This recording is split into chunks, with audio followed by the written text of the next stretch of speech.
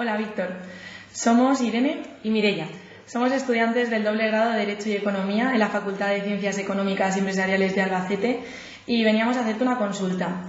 Queríamos que nos hicieras una comparación escueta entre varios métodos de estimación, en concreto el de mínimos de cuadrados ordinarios y el de máxima verosimilitud. Muchas gracias. En primer lugar, Irene y Mireia, gracias por vuestra pregunta. En concreto, Irene me dice que si puedo comparar de una forma escueta, y es necesario esto porque daría para mucho, los métodos de estimación de los parámetros estructurales y también, entiendo, de la varianza de mínimos cuadrados ordinarios y máxima verosimilitud.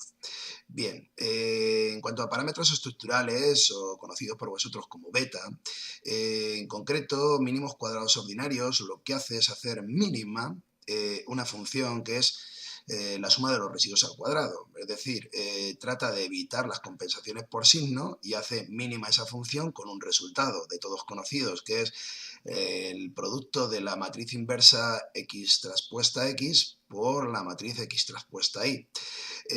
Curiosamente, cuando maximizas la función de verosimilitud a través de su logaritmo, pues llegas a la misma conclusión, es decir, haciendo máxima esa función en cuanto al parámetro beta, pues llegas a que tienes que hacer máximo el numerador, que coincide con hacer mínimo, al ser negativo, ese numerador.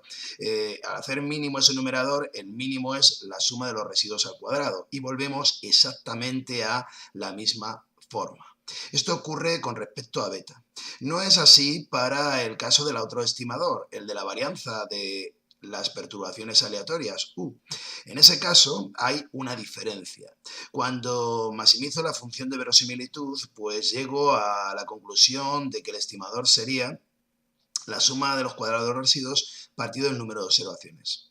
Sin embargo, cuando lo hago a través de mínimos cuadrados ordinarios, al tener en cuenta los parámetros, las restricciones con las que opero, tengo que dividir por n-k. Resultado, en este caso, es la suma de los residuos al cuadrado partido de n-k.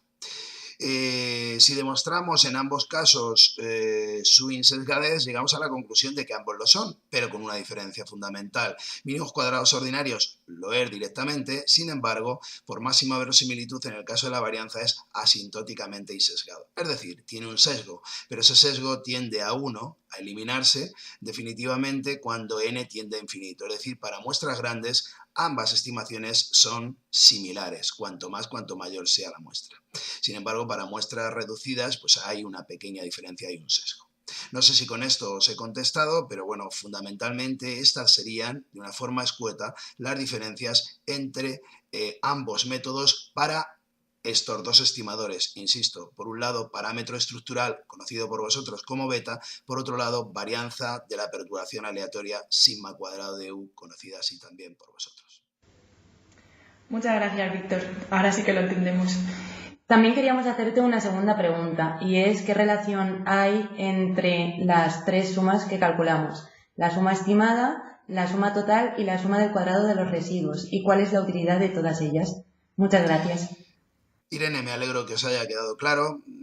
Para ser escueto y resumo otra vez, que sepas que los estimadores de los parámetros no difieren en cuanto al método, a los dos métodos explicados, es el mismo, beta se estima de la misma manera, y sigma sí que hay una pequeña diferencia, es decir, la varianza de U, hay una pequeña diferencia en el denominador. Mínimos cuadrados ordinarios, reitero, n-k, en el caso de máxima verosimilitud, n. Espero, como dices, que te haya quedado más o menos claro. En cuanto a la segunda pregunta, la que hace Mireia, pues es muy interesante también, porque se está refiriendo a una serie de sumas cuadráticas que hemos identificado como total, explicada y residual, o de los cuadrados de los residuos. Esas tres sumas hacen referencia a el sumatorio de la variable menos su media al cuadrado. La variable sería en total la endógena, en explicada la endógena estimada, y en suma de los cuadrados de los residuos, los residuos. En cada una de ellas se le resta su media y se eleva al cuadrado.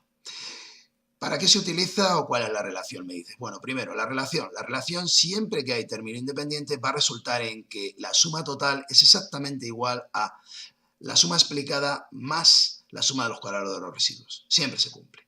Y finalmente, ¿cuál es la relación o la finalidad a la que va abocadas estas sumas? Bueno, pues en concreto vamos a tratar de dar respuesta a qué porcentaje quedaría explicado de la variación de la endógena por nuestro modelo.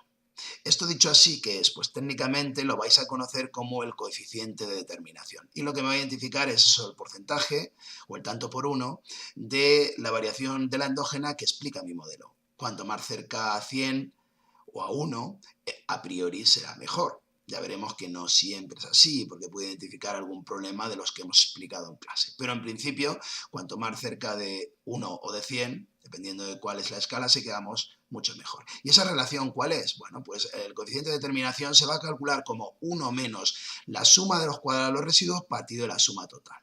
O, cuando hay término independiente, eso va a resultar en que también se puede decir que es la suma explicada partido de la suma total, por lo que dije al principio de la relación de sumas en el caso que hay término independiente.